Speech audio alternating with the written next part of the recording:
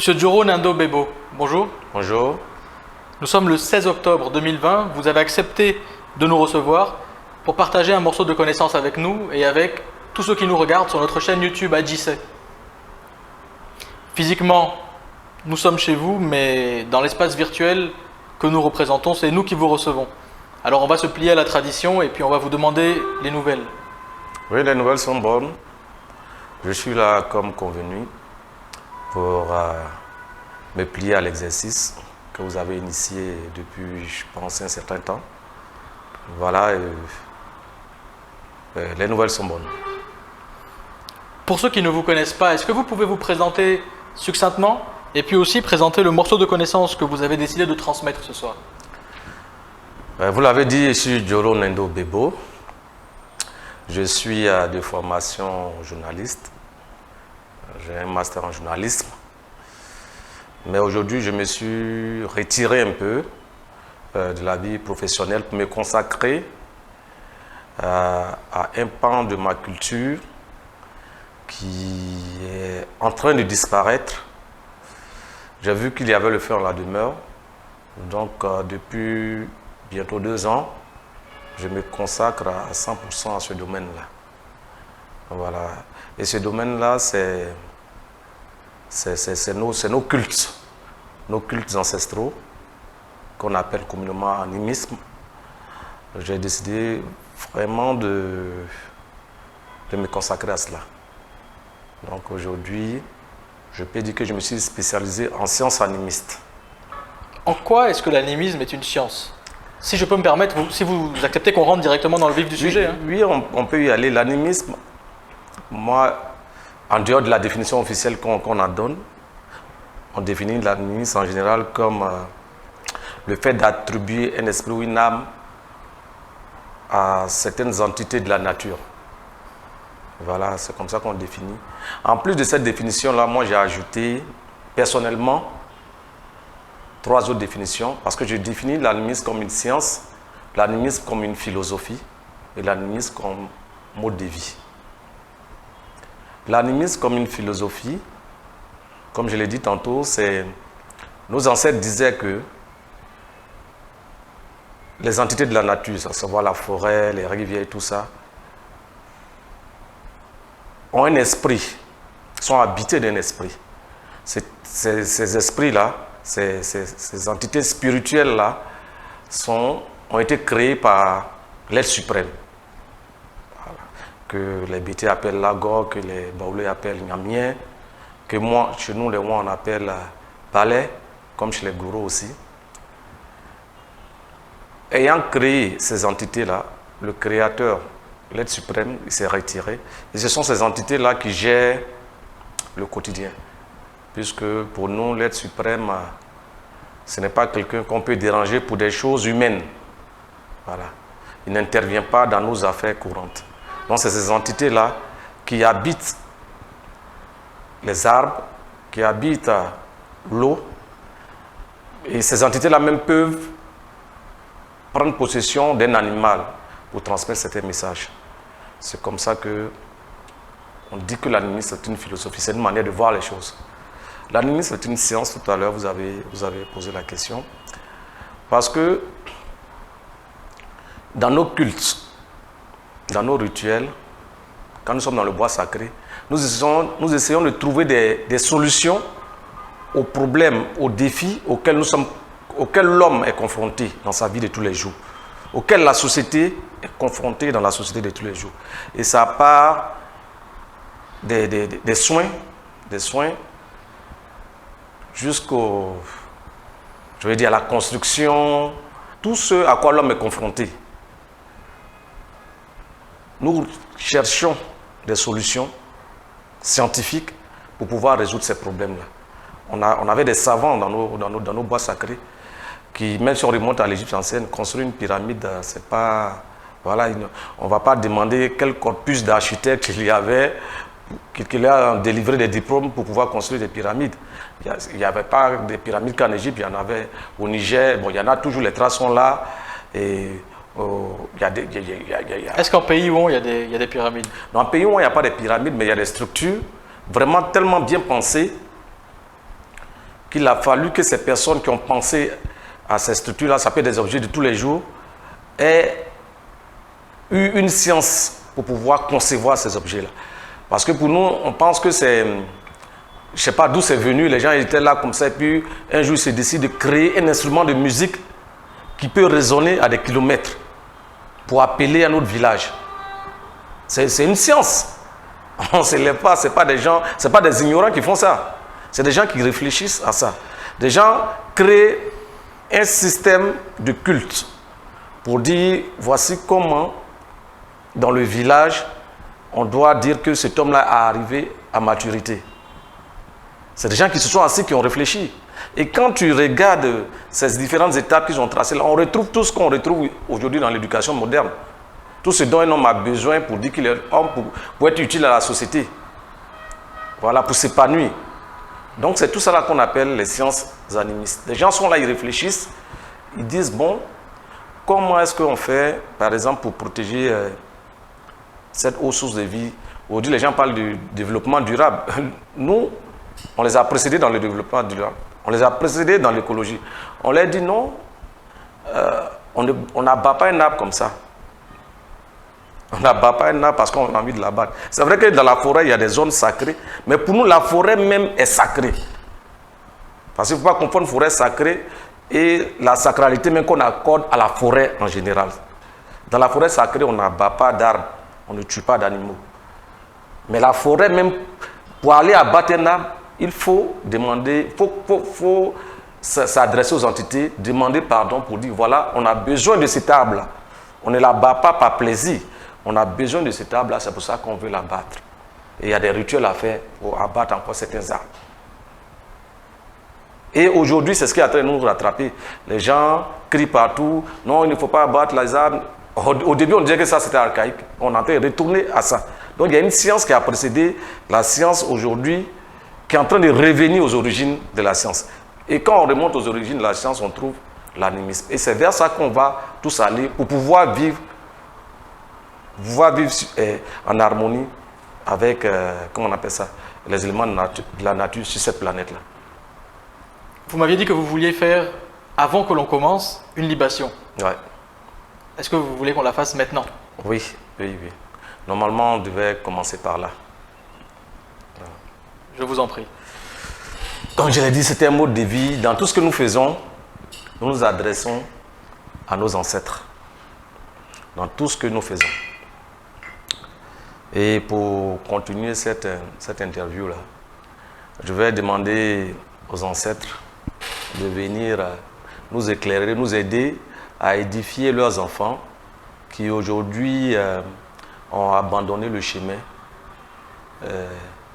les voies qu'ils ont tracées.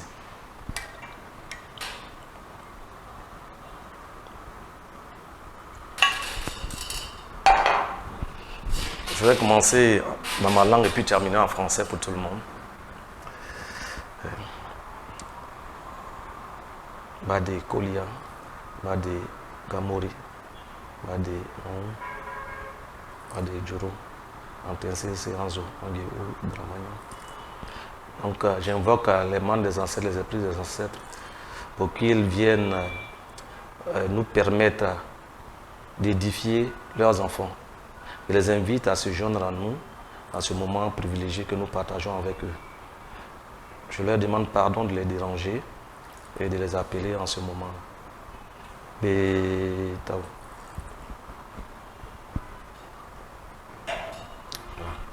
La libération étant terminée, je vais partager avec eux ce que je leur ai donné, pour que ce soit complet. Normalement, toute l'assemblée devait partager. Mais comme c'est un moment exceptionnel.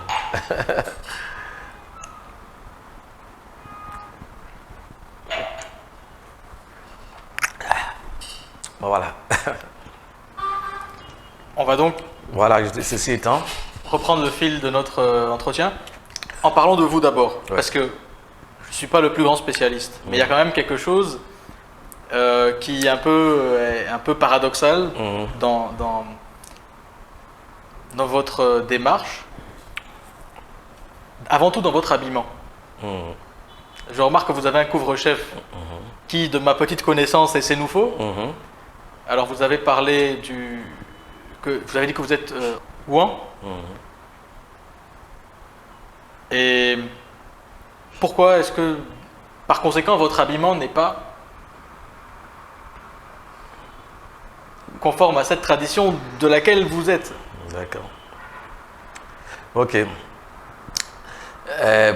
Pour l'ethnie, hein, je suis Ouan. Les Ouans sont situés au centre même de la Côte d'Ivoire, dans une zone située entre Béoumi, Goïtafla et Mankono, pour ceux qui ne connaissent pas. Nous venons du département de Kounaïri.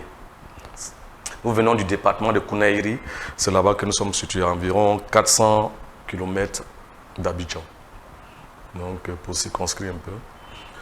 Voilà, nous sommes un petit peuple, très peu connu, du territoire dans lequel nous vivons. Voilà, les Sénoufos sont aussi un peu situés au nord de ce même territoire que nous partageons avec eux. Donc vous avez des alliances? Nous avons des alliances. Et en plus, nous partageons le même espace, puisqu'il y a des Sénoufos qui vivent sur nos territoires. Voilà. Pour moi, ce n'est pas paradoxal. Dans la philosophie animiste, ce n'est pas paradoxal.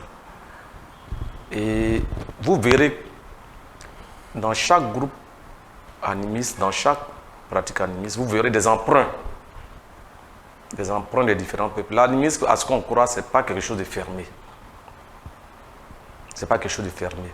Nos ancêtres, ils ont leur rite d'origine. Mais quand ils partagent, quand ils rencontrent d'autres peuples et qu'ils trouvent des choses intéressantes chez l'autre, ils prennent. Nous ne sommes pas dans une logique de c'est nous ou rien, non. L'animisme en général, c'est quelqu'un qui partage, qui accepte quand il y a une connaissance qui vient. C'est comme ça que nous sommes. Voilà, donc on n'est pas fermé. Alors justement, est-ce qu'on peut en dire un peu plus sur ce couvre-chef à 3 pointes? Ça nous fait penser un peu à un triangle. Un triangle, c'est comme ça. On dirait que vous êtes pythagoricien. Pythagoricien, non. Peut-être qu'on dira que Pythagore, bon, encore s'il a existé, Pythagore est venu s'inspirer de nos traditions animistes. Voilà, donc nous, on ne peut pas être pythagoricien, c'est le contraire. Voilà. Parce que c'est des choses que nous avons définies depuis longtemps. Tout ce que l'Africain fait, c'est pour ça que j'ai parlé de science. Vous allez partir de la disposition de la case, de la manière dont c'est construit. Même quand une femme est en train de natter les cheveux, si vous regardez bien les nattes, tout ça répond à une logique mathématique bien précise. Et les autres se sont inspirés beaucoup de cela. C'est ce qu'on ne nous dit pas assez. Mais si vous faites les recherches, vous verrez que les fractales, qui ont permis beaucoup de choses dans la technologie aujourd'hui, les gens sont venus s'inspirer chez nous ici. Est-ce que vous êtes ce qu'on peut appeler un initié? Je suis un initié. Dans quelle structure? Si vous pouvez le dire. Hein. Oui, je peux le dire. Je suis initié. Je parle de structure, je ne m'y connais pas. Vous me pardonnerez de dire structure? Oui, non, il n'y a pas de problème. Il y a des termes qu'on oblige en plein. Moi, je suis initié chez moi, dans la tradition moi. J'ai subi les épreuves d'initiation qu'il faut. Il me reste encore à en subir parce que c'est à plusieurs niveaux. Et voilà. Et vous êtes à même d'en parler?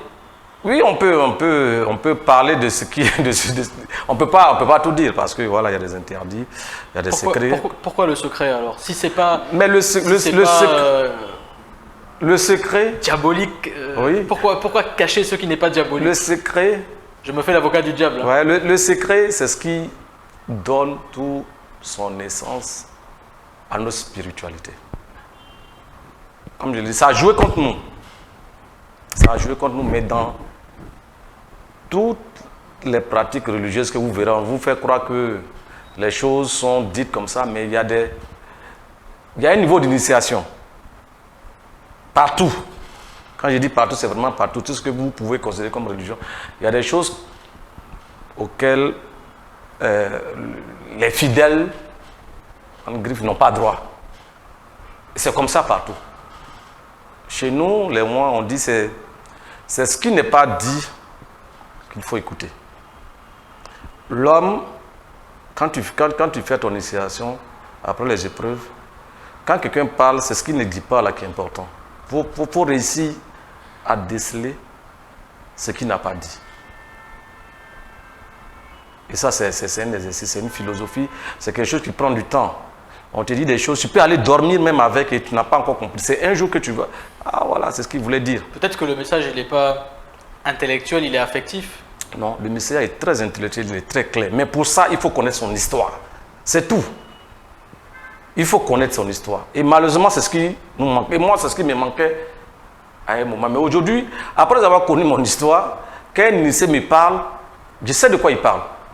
C'est la même chose hein, quand on dit en mathématiques, on est dans tel ensemble de définitions. Si tu ne sais pas dans quel ensemble de définitions on est, il y a des choses tu vas te dire non, ça là, c'est pas possible. Si on est dans R, si on est dans grand C, si on est dans Q, il y a des choses qui sont faisables dans un ensemble de définitions qui ne sont pas faisables dans l'autre. Je vous avais dit que vous étiez pythagoricien. Non, je ne suis pas pythagoricien, mais voilà, c'est des choses, il faut être dedans pour comprendre. L'erreur qu'on fait souvent, quand on veut comprendre les choses de nos ancêtres, c'est qu'on vient avec un état d'esprit occidental. Par exemple, moi je suis allé à l'école, j'ai appris comment raisonner du point de vue occidental. Donc, à mes débuts, c'était ça qui jouait contre moi. Je voulais comprendre des choses du point de vue occidental et il y a des choses qui m'échappaient. Mais quand je me suis dit, bon, je vais formater, ce qui n'est pas possible d'ailleurs, je vais formater mon disque dur et reprendre, j'ai fait la démarche inverse. Je viens comme un bébé, j'accepte tout ce qui vient et j'essaie d'accepter tout ce qui vient à moi. Mais arrivé un moment, il y a eu comme une rencontre. Une rencontre entre ce qu'on me donnait et ce que je savais en griffe. Et c'est là qu'il y a comme une étincelle qui a jailli. J'ai dit, mais attends, tout était là depuis longtemps. C'est moi qui ne suis pas venu vers. Tout était là depuis longtemps. Toute la science, tout le savoir est là. Et c'est là que l'étincelle et tout, c'est là même que j'ai décidé de dire vraiment je dois consacrer, sinon toute ma vie, mais en tout cas une bonne partie de ma vie à essayer de comprendre cela pour pouvoir le transmettre aux nouvelles générations. Ce fameux bâton, il représente la société. Quand nous on dit, dans notre confrérie, quand tu as fini, à un certain niveau on te remet ça. Ici, tu as le glin, le goli, glin, qui exprime le côté masculin par essence, le côté mâle.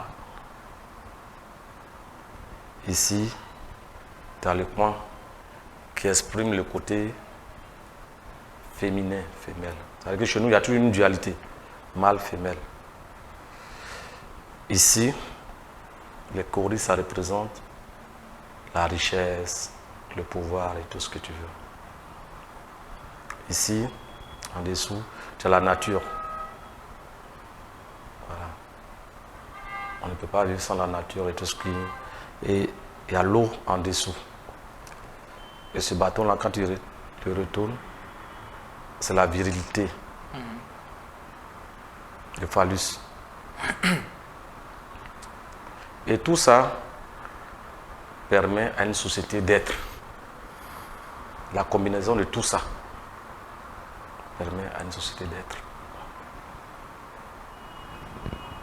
La nature, elle est représentée par... Ça ressemble à des épis. Voilà, des feuilles, des épines, des feuilles. C'est des feuilles, j'ai plutôt des feuilles. C'est plutôt des feuilles. C'est plutôt des feuilles. Et tu verras qu'entre les deux, il y a toujours des sillons.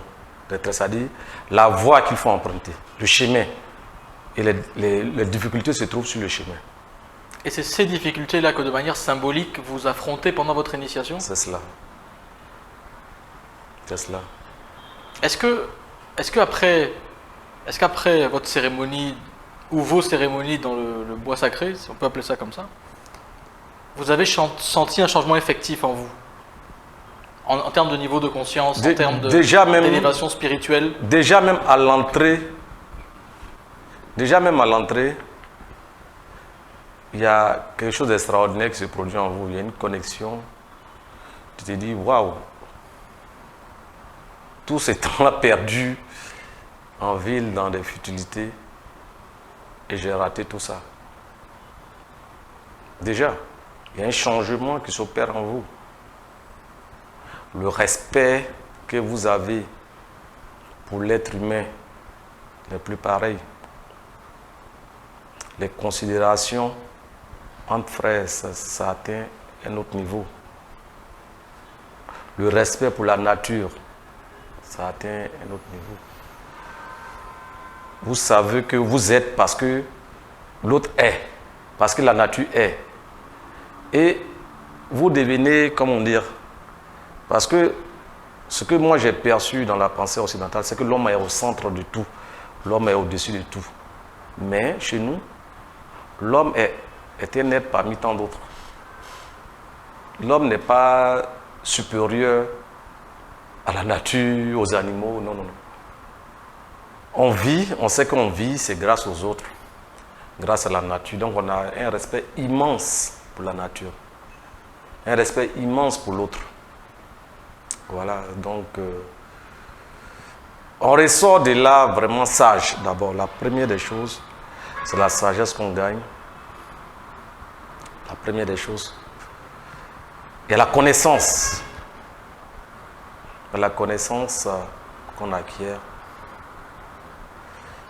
Est-ce qu'on vous dit quelque chose, une sorte de révélation sur le monde, quelque chose comme ça? Est-ce qu'on vous dit, toute ta vie, tu as pensé que ceci, mais en fait, cela, voici la vraie.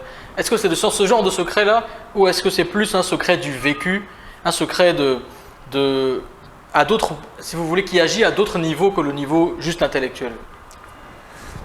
Déjà, ce qu'on comprend, comme j'ai dit dans le bois sacré, on parle peu. On parle peu. Mais on découvre. Il faut être vraiment, vraiment attentif. Et en fait, tu n'as même pas d'autre choix que d'être attentif quand tu es là. Les conditions dans lesquelles tu es, tu n'as même pas d'autre choix. Et tu découvres. Tout ne se dit pas par la parole. On découvre beaucoup. Ça, ce qui a été mon expérience, on découvre. C'est vrai, il y a des choses qu'on dit. Mais je veux dire, 80% des choses se révèlent plutôt à toi. On te met sur le chemin. C'est pas comme à l'école où on te dit répète 1 plus 1 égale à 2. Non. Tu découvres que 1 plus 1 égale à 2. On te met sur le chemin et toi-même, quand tu sors de là, tu dis ouais, effectivement, 1 plus 1 égale à 2. L'animisme, ce n'est pas d'abord une religion, c'est même pas une religion. Ce n'est pas des gens qui iront vers toi pour t'obliger à accepter leur mode de pensée. Au contraire, nous, animistes, on sait qu'on a un trésor. On sait qu'on a des... C'est pour ça que c'est secret. On s'est dit, on ne va pas le mettre à la disposition de n'importe qui. Parce qu'il y a des secrets, si tu n'as pas subi certains passages, on ne peut pas te les donner. Et c'est comme ça dans la vie d'aujourd'hui, comme vous le dites. Je prends un exemple. Moi, je connais, bon, pas moi, le monde entier, on a vu des gens qui n'ont pas fait médecine, mais qui ont opéré, qui ont fait des choses, qui ont guéri des gens, jusqu'à ce qu'on les découvre et on les mette en prison parce qu'ils pratiquaient la médecine pendant 6-7 ans, ils n'ont pas fait médecine. Pourquoi on les met en prison? Parce qu'on s'est dit, tu n'as pas subi les épreuves qu'il faut pour le faire, c'est dangereux. On dit qu'il faut subir 10 ans ou bien 8 ans d'épreuves pour être médecin. C'est la même chose chez nous. C'est la même chose chez nous. Parce qu'on s'est dit que c'est une secte. Les médecins, c'est une secte. Il faut passer ces épreuves-là pour avoir le droit... Pour intégrer la secte. Pour intégrer la secte. C'est la même chose qu'on fait et on diabolise. On diabolise pourtant pas les médecins. Pourquoi on ne vient pas devant... C'est bien qu'il y a... Ça veut bien dire qu'il y a quelque chose dans l'enseignement, même si ce n'est pas une religion, mais il y a quand même un enseignement, ou en tout cas, on ne va pas dire une doctrine, mais au moins un enseignement. Il y a peut-être quelque chose dans la cosmogonie, dans la vision du monde que l'animisme promeut, Il y a quelque chose qui est incompatible avec la théologie chrétienne ou islamique. Prosélytisme. C'est ça. La première des choses qui est incompatible, c'est le prosélytisme. On t'impose. Moi, par exemple, dans le village, on te dit l'initiation est ouverte pour telle période. Tu viens t'inscrire pour dire je veux. On te juge pour voir si tu peux.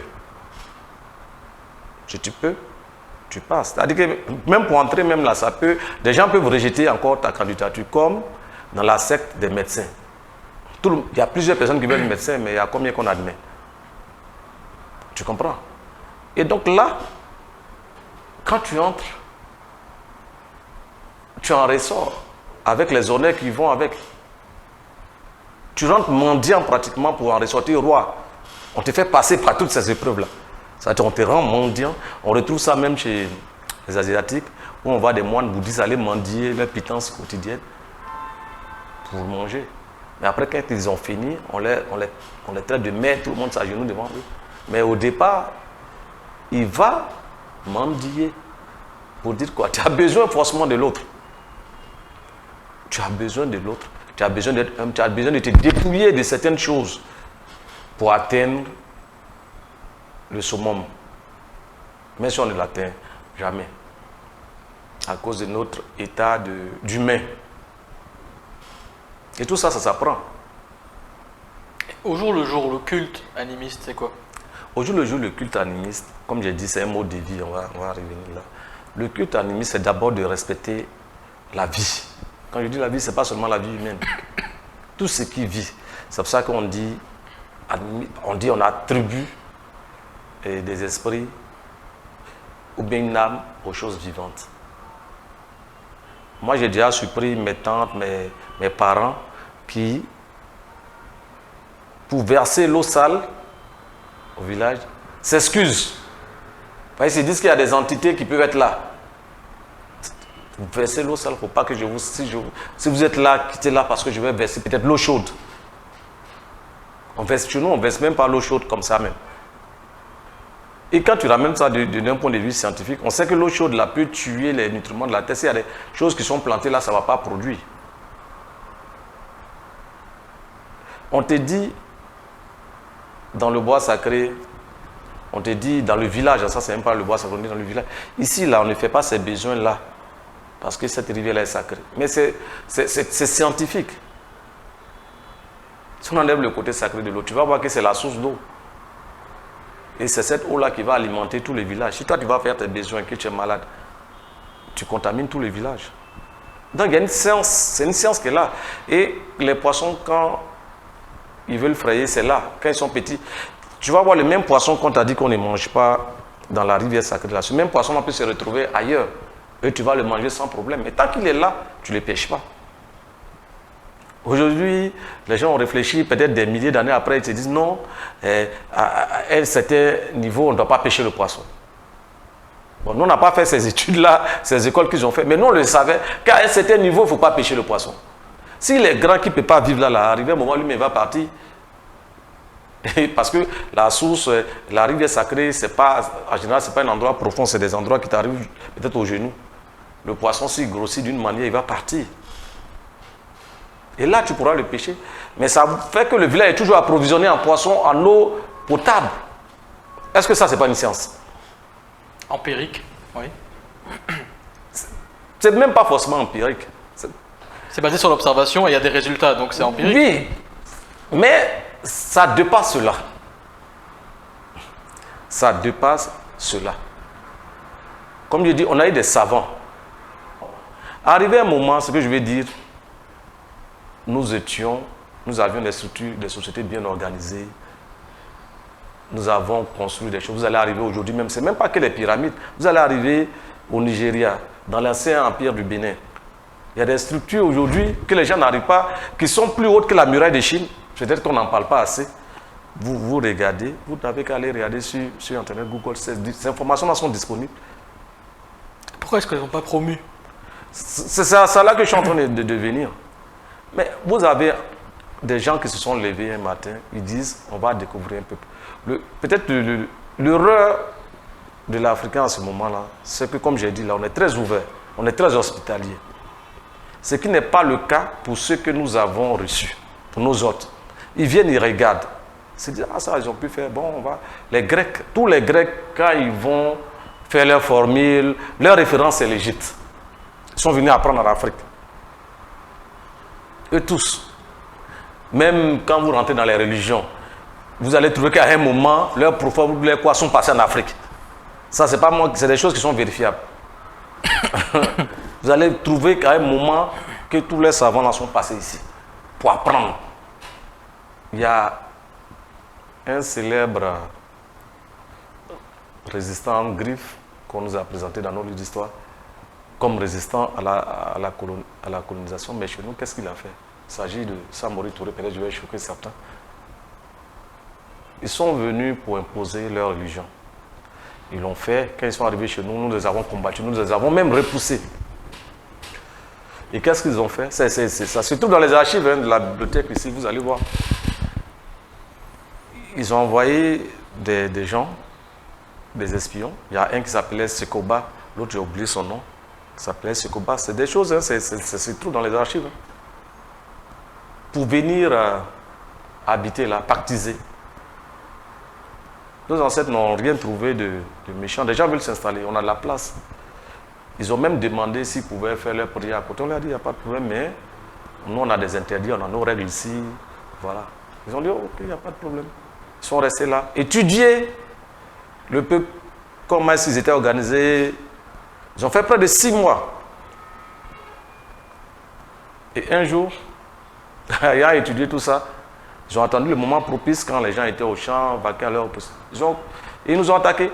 Brûler des gens, des vieilles personnes, des enfants. Il y a des traces encore dans mon village. Tu vois, on te dit, voici, vous voyez ce village là, voici les traces des cases. Ça a été brûlé par... Et les gens se sont dispersés. Ça a été brûlé par? Par Samori Touré, son armée, les sofas.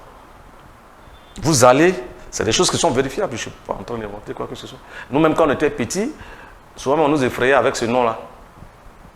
Tellement nos ancêtres en avaient peur, ça a dit des siècles après. Ils nous effrayaient avec ce nom-là. Nous, on ne savait même pas qui c'était Samori. Mais si tu veux, on va aller appeler Samori, tu vas voir, te laver. Des choses comme ça. Donc, tu comprends un peu l'erreur des nôtres. C'était ça, l'hospitalité, là. Les gens viennent, ils découvrent, ils viennent nous attaquer. Mais quand tu as fini de détruire un peuple, détruire toute la structure de base, et que les gens sont livrés à eux-mêmes dans la nature, qui apprend à qui? Qui transmet le savoir ou la structure? Chacun se débrouille comme il peut. S'ils font 20 ans, 30 ans, 40 ans, quand ils arrivent, ils sont à moitié abétis pour avoir... Parce que, ce que je voudrais ajouter encore, quand Samori est passé, après les Français sont venus. Quand les nôtres ont vu les Français, les gens même se moquent de nous toujours. On dit on a eu les Blancs et on a eu peur. Quand ils ont vu les Français arriver, ils ont fui encore, ils sont rentrés, c'est les mêmes choses. Et ils se sont cachés. Donc voilà comment les gens qui étaient arrivés à un certain niveau de civilisation, on les a ramenés à l'époque le plus primaire, à l'instant le plus primaire, c'est-à-dire manger, dormir, survivre. Est-ce que quelqu'un comme ça il peut créer encore? Non. Non. Est-ce qu'aujourd'hui, vous considérez que on devrait se retourner un peu vers l'animisme pour pouvoir combler les lacunes identitaires un peu qu'on a dans ce monde moderne? Bon, ce n'est pas moi-même qui estime, c'est les faits. Vous arrivez chez nous, par exemple, ici, sur ce territoire. Un Sénoufo va se retrouver chez nous, il fait ce qu'il veut, il se sent chez lui. On va lui dire, toi, Sénoufo, dégage. Moi, je vais me retrouver, je ne sais pas, chez les Yakuba. Je suis roi. Quand je dis roi, c'est en griffe. Je fais ce que je veux, je vais manger, je vais dormir. Et je suis allé dans des villages comme ça, sans connaître. Je suis allé avec des gens, ils se sont réveillés, je leur ai dit, attendez, regardez-moi. Il a dit, mais je dis, regardez, suivez-moi. Je viens, je dis, vous là, j'ai faim, je vais manger, je suis avec 3 personnes. Dans le cadre qui suit, on me sert, on me demande, tu veux te laver, tu veux manger, machin. Parce qu'on sait qui je suis. Mais ça relève de la tradition. Ça relève de la tradition. Est-ce que ça relève de l'animisme? En fait, la tradition est sous-tendue par le culte. Au niveau du culte. C'est le culte qui permet que la tradition soit. C'est la même chose pour les autres. La religion, c'est un véhicule pour permettre à la tradition de perdurer, pour permettre ce même culte-là, le culte des ancêtres. C'est partout, hein, c'est là. Vous allez prendre dans le christianisme. Aujourd'hui, on invoque des noms. C'est leurs ancêtres. On fait perdurer les traditions, les cultes par ce canal-là. Je vais emprunter un pont tout à l'heure qu'on appelle pont général de Gaulle. Il fait quoi? Je suis en train de faire le culte des ancêtres. À force de prononcer, à force de dire, j'alimente des égrégores. Malheureusement, ces égrégores qui sont contre moi. Il y a des rues Pierre et Marie Curie partout, mais tu ne verras pas une rue de moi, mon arrière-grand, une rue du moins de mon arrière-grand-père. Pourquoi les gens nous refusent ça? Est-ce que c'est pas la tendance naturelle que les gens ont à aller vers des structures de pouvoir? C'est-à-dire, les religions dominantes, on peut considérer que dans leur structure ou leur organisation, elles ont du pouvoir. Peut-être que ça les a dévoyées un peu, hein, le fait d'avoir du pouvoir. C'est pas ça la question. Mais est-ce que c'est pas de la tendance naturelle de tous les peuples, quand il y a des rencontres de peuples, que l'idée dominante, de la même manière que physiquement, le peuple dominant l'emporte sur l'autre et lui impose peut-être ses traditions, peut-être que les idées aussi dominantes soumettent les idées moins fortes, et puis que c'est comme ça que les religions, on va dire monothéistes, ont pu s'imposer, que le culte animiste a perdu de l'espace. Est-ce qu'il n'y avait pas des manquements dans ce culte-là qui a fait que... Ça n'a rien de naturel. Ça n'a rien de naturel parce que la nature promeut la coexistence. Dans la même nature, on a des carnivores, on a des herbivores. Les herbivores ne disparaissent pas. Les carnivores non plus. Ils s'adaptent. On s'adapte. Voilà. Comme je dis, peut-être ce que je pourrais appeler manquement dans nos cultes animistes, c'est ça. La trop grande hospitalité. C'est ce qui nous a fait disparaître. Les gens viennent, ils apprennent. On leur montre. Quand ils reviennent, ils viennent détruire. Aujourd'hui, l'héritage culturel qu'on a, où est-ce qu'on va le chercher? L'héritage culturel qu'on a, malheureusement... Parce qu'on ne le retrouve pas dans la vie de tous les jours. Là, je vous rejoins sur ce point, je vous rejoins certainement, c'est que on est allé malheureusement vers une société trop moderne et trop inadaptée à ce que nous sommes. C'est quoi la solution? Comment est-ce qu'on se réapproprie notre culture sans se couper de cette modernité? Parce qu'on ne peut pas se couper de la modernité, sauf à vouloir être à la marge du monde, ce qu'on ne peut pas... C'est ce qu'on a. Les gens croient que quand on leur demande de retourner aux ancêtres, c'est de vivre comme nos ancêtres vivaient. Et je dis toujours, mon arrière-arrière-grand-père n'a pas vécu comme mon arrière-grand-père a vécu. Il y a eu des changements. On se sert du passé, on y ajoute un peu d'ingrédients du présent pour aller vers le futur. Mais c'est ce que je dis, vous allez partout, c'est comme ça en Chine, machin, tout ça.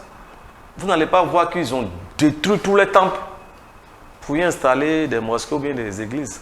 Vous n'allez pas voir que dans leurs écoles, on enseigne autre chose, d'autres langues. Ils puissent chez eux. Mais en même temps, ils ne se ferment pas au monde. Quand nous nous demandons de revenir, et c'est ce qui est en train d'être fait, ce n'est même pas nous qui le demandons. Des gens crient aujourd'hui, lèvent la voix pour dire qu'il faut respecter la planète, il faut respecter la nature.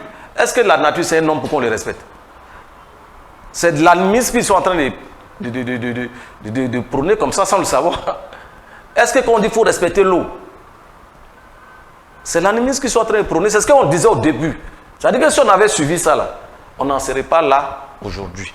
Où l'eau est polluée, il faut aller vers le modernisme. Les gens vont au Congo, on met des produits chimiques, l'eau est polluée, il y a, comme on appelle ça, la végétation en train de disparaître. Voilà. Ici, en Afrique, là, on a toujours creusé l'or, on a toujours cherché de l'or. On n'a jamais eu de problème avec le mercure, où on ne peut pas boire l'eau et tout ça, tout ça.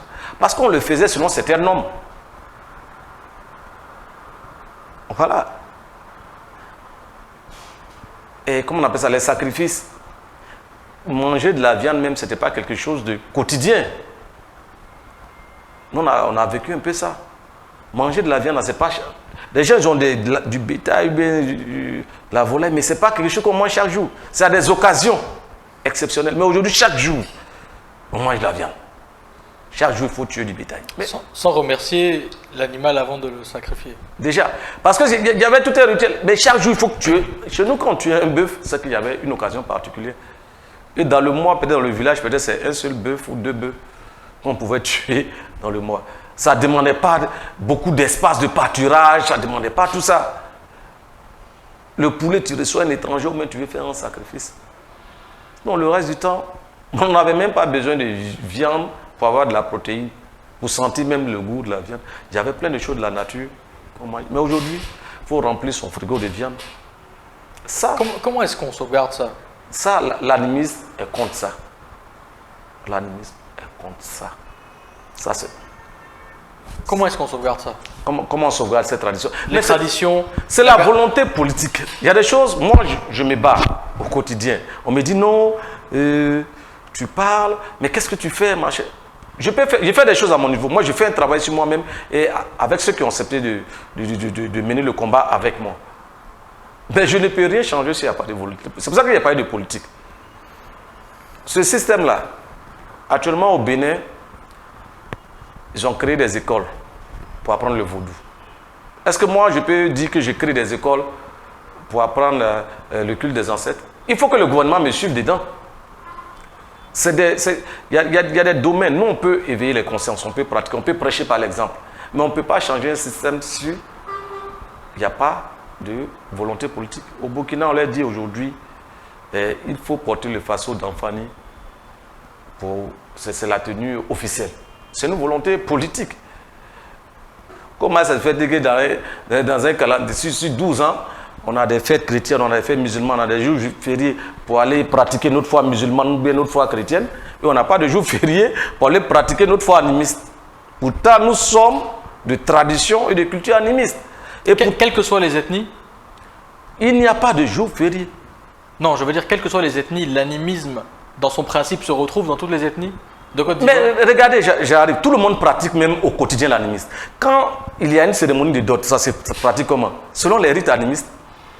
Tous ceux que vous voyez qui sont chrétiens, musulmans, machin, quand ils veulent faire la dot, ils vont, on appelle les sages et on dit, bon, chez les Atiers, comment on pratique, et comment on se marie? C'est comme ça on dit pas, on dit chez les Atiers. Les Atiers vont dire, bon, chez nous, c'est tel montant qu'on envoie, et voici la cérémonie, on va venir faire la libation que je viens de faire. Chez les Baoulés, pareil. Chez les Sénoufos, pareil. Ils vont te dire, bon, chez nous, pour donner une jeune fille en mariage, voilà. Là, on ne va plus chercher dans les autres religions. Même si après, ils vont aller faire leur mariage religieux, mais on fait d'abord la dot. Je vais poser une dernière question, on arrive à la fin de l'entretien, et je vais poser quand même une dernière question qui a vraiment... qui a trait plutôt au côté culte, au côté cosmogonie, au côté vision de... On sait par exemple que dans les peuples anciens, que ce soit en Afrique, en Europe ou un peu partout, peu importe, puisque les principes au final sont toujours les mêmes, mais les peuples anciens avaient pour coutume de rythmer l'année, qu'elle soit une année solaire, lunaire, peu importe, mais de rythmer leur année par des cérémonies en fonction de certains événements cosmiques. Ouais. Parfois de l'astrologie, parfois les saisons, les saisons, etc. on sait que par exemple les équinoxes et les solstices dans les régions tempérées du monde sont très importantes. Justement, sur quoi est-ce que se basaient les animistes à une époque reculée? Mais ça continue. Oh, ça continue. Sur quoi est-ce qu'ils se basent? Parce que, comme je vous ai dit, on peut voir dans les différents anciens courants de pensée ou anciennes religions ou anciens cultes qu'on faisait toujours les choses par rapport à Vénus, par rapport à l'équinoxe, au solstice d'hiver, au solstice d'été, ce genre de choses, mais qui sont des événements cosmiques dans d'autres régions du monde, dans des régions méditerranéennes ou peut-être. Oui, mais par exemple, qu'est-ce qui rythmait? Voilà, la question elle est très simple. Qu'est-ce qui rythmait l'année ou qui rythme toujours l'année cosmique des animistes? Voilà. On n'a pas vraiment les mêmes saisons. Voilà, sur ce sujet-là, on se retrouve encore dans cette histoire d'ensemble de définitions dont j'ai parlé. En fait, les gens ont décidé de nommer certaines planètes Vénus, nommer certaines périodes solstice d'été ou bien solstice d'hiver, qui ne se retrouvent pas forcément dans notre paradigme. Mais, justement, peut-être il y a des parallèles qui peuvent être faits pour qu'on dise à telle période, voilà, si vous allez jusqu'à l'Égypte ancienne, vous verrez que ce sont des crues, ce sont des décrues pour l'année. C'est sur ça même que ce sont, comment on appelle ça, les Occidentaux ont copié pour faire le calendrier. Parce que jusqu'à présent, c'est le calendrier le plus abouti, qui prenait en compte tout, même les décalages et tout, et tout, et tout. Voilà, mais c'était quoi, rythmé par rapport au Nil, au fleuve, le Nil. On dit que l'eau est au début et à la base de tout. Ma question justement c'est ça, c'est que eux ils peut-être rythmaient par rapport au Nil, peut-être qu'en Europe ils rythmaient par rapport aux équinoxes, aux solstices, parce qu'il y a 4 saisons. Oui. Nous on n'a pas le Nil, on n'a pas 4 saisons. Par rapport à quoi est-ce qu'on rythme notre année Déjà comme je l'ai dit, il y a des choses qui ont été perdues. Il y a des choses qui ont été perdues compte tenu des événements que j'ai expliqués. Mais actuellement c'est plutôt période de récolte. Vous verrez, c'est pour ça qu'on parle de fête d'Ignam. La fête de l'Ignam, c'est la fête de la récolte de l'Ignam. Voilà. Quand l'Ignam arrive à maturité et qu'on doit la déterrer, on envoie le roi, si vous voulez, déguste. La première Ignam, c'est la nouvelle année. C'est la nouvelle année. Pour certains peuples-là qui pratiquent cela. Et ça commence quand? Bon, en général, ça correspond, comme on dit là, dans cette même période, juin, juillet, août, là. C'est dans la même période aussi. La saison des pluies. Saison des pluies, et de la crue. De l'autre côté, la crue du Nil, parce que c'est quand il pleut, voilà, qu'il y a la crue du Nil. Donc c'est dans cette période-là. Peut-être la crue et la décrue du Bandama. Ouais, peut-être, voilà. C'est des choses qu'on est toujours en train d'essayer de comprendre, mais des choses aussi qui s'adaptent aux réalités. Ça s'adapte aux réalités. Comment? Parce que, puisque c'est des choses, c'est des périodes qui ne sont pas figées. Ça se déplace en fonction de l'année. Mais on est en ville, on est dans un monde occidental. Les gens préfèrent garder toujours cette même période-là. À cause des vacances, des choses, machin et tout, pour que tout le monde puisse venir faire. Sinon, quand on dit fête de l'Ignam, même quand on dit nouvel an dans l'ancienne Égypte, ça correspond à peu près à la même période. Et ce n'est pas un hasard. Pourtant, le climat n'est pas le même du tout. Voilà, ce n'est pas un hasard. Ce n'est pas un hasard. Voilà. Monsieur Bebo, on vous remercie pour cette discussion, pour cet entretien, pour ce partage de connaissances. On arrive au terme de notre interview. On a un petit rituel à la fin. Donc c'est pas le bois sacré, c'est moins intéressant que le bois sacré, mais c'est quand même un petit rituel. On a 7 questions auxquelles on voudrait que vous répondiez vraiment de manière la plus courte possible, si ce n'est en un mot, en une phrase. Première question. Si vous pouviez choisir un super pouvoir, que choisiriez-vous? Super pouvoir. J'avoue que J'y ai pas trop réfléchi.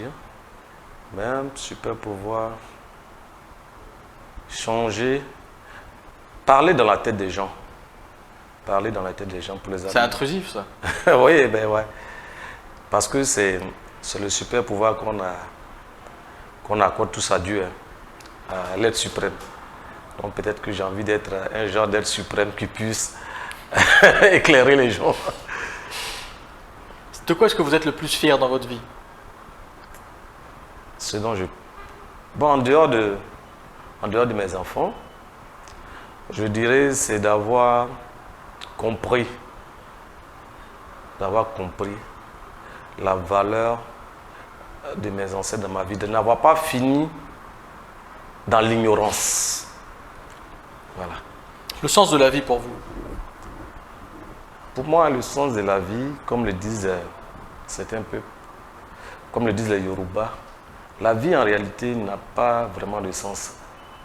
La vie, a le sens que tu lui accordes. La vie a le sens que tu lui accordes. Vous avez parlé de l'être suprême tout à l'heure. Quelle est votre définition de lui? Quelle est votre définition de Dieu? Nous, en général, on évite de définir l'être suprême. Parce que si tu le définis, il n'est plus suprême. Parce que tu vas le définir forcément par rapport à ta compréhension qui est limitée. C'est pour ça que nous, dans nos cultes animistes, on laisse l'être suprême là où il est. Personne ne l'a vu, personne ne sait qui il est. Mais tes ancêtres, au moins, tu as eu des expériences avec des entités spirituelles. Mais personne n'a eu l'expérience de l'être suprême, contrairement à ce qu'on veut nous faire croire. Personne ne connaît le suprême. Si tu le connais, c'est fini pour lui. Il n'est plus suprême parce que tu peux le définir. Voilà.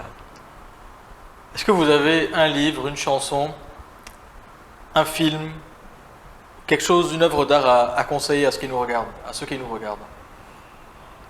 Oh, le livre que j'aimerais conseiller à tous ceux qui nous regardent, c'est le plus grand livre qui n'ait jamais existé.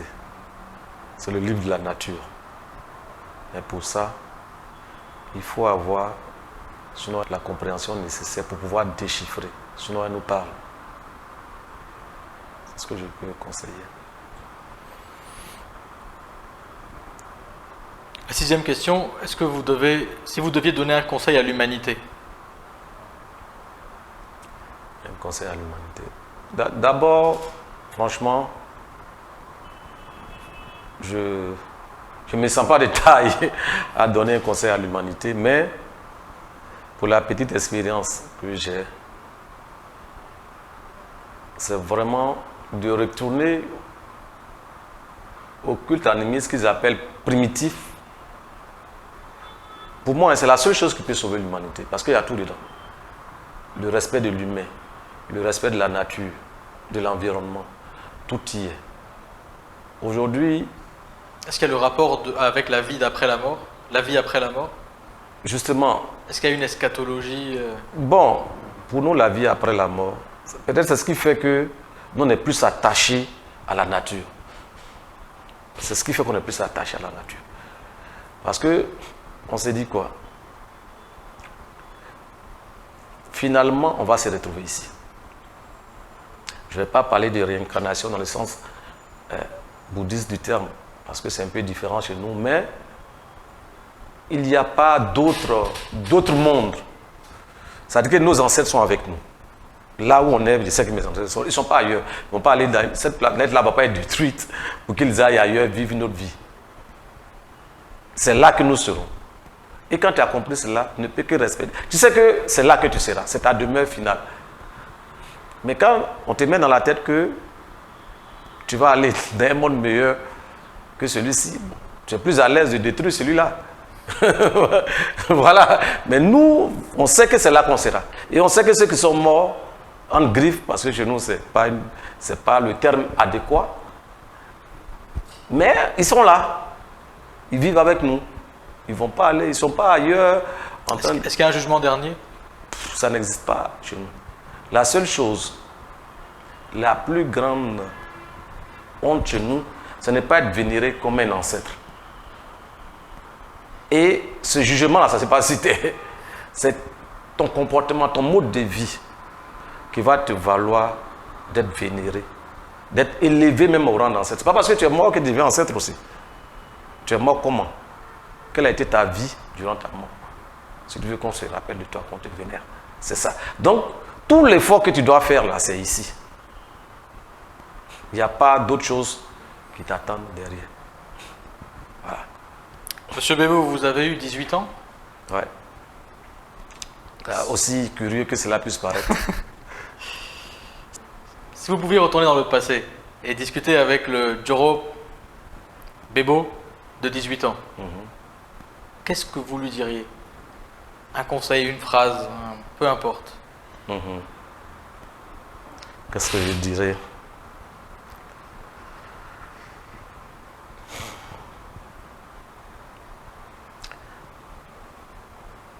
Je lui dirais d'apprendre sa culture. Parce que tous les secrets de réussite de la vie d'un homme s'y trouvent. Pas qu'ils doivent se fermer à la connaissance qui vient. Mais à la connaissance étrangère. Mais déjà faire d'abord, comme on dit, une fondation. Une fondation qui lui est propre. Et prendre des éléments ensuite à ajouter. Ça ferait de lui peut-être un meilleur homme que je ne le suis actuellement. Monsieur Bébo, merci. Merci à vous. Merci du fond du cœur, de la part de notre chaîne, de la part de tous ceux qui nous regardent, pour ce morceau de connaissance que vous avez partagé avec nous. On souhaite que la paix et l'amour vous habitent à jamais. Comme on dit chez nous, bétao.